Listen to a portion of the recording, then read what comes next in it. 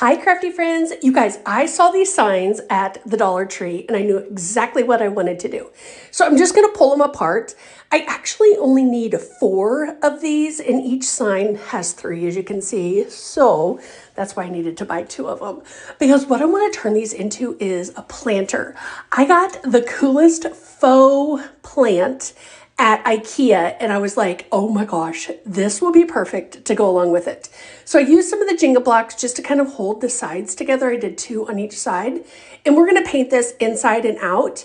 So the way the plant will sit in there, you won't even really see the Jenga blocks just because we're camouflaging it with the paint. Now, you could totally leave this as it is and maybe just paint the inside white to match. But I love the, oh gosh, it's, not Spanish moss. Oh, I can't remember the color of the green. Why am I blanking? Oh, it is moss green. Just not the Spanish. Oh my goodness. All right, so we're gonna paint it with that because I love the color so very much, but we are going to distress this because I want this to look like it's been like sitting out on the porch for a while and has just been weathered and all the good things. So once I get it painted inside and out, then I actually did 2 coats. On the inside. I know that sounds a little bit crazy, but the Jengas weren't covering really good, and so I really wanted to make those disappear. But on the outside, I just put 1 coat over the top of it just because we're going to be doing the distressing. You could, again, leave it as it is, just paint it up.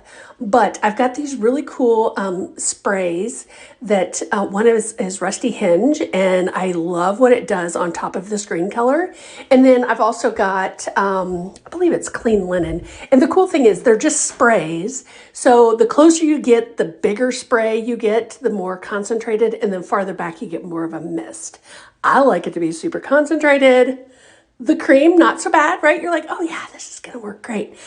When I did the Rusty Hinge, I was super duper close and I was like, oh, that's a little much. But then as it started to dry, I was like, okay, this is what I'm loving. Because there's something about that Rusty Hinge color on this green that I just love. Now, I didn't spray any of this on the inside. I guess you could if you wanted to, maybe just towards the top.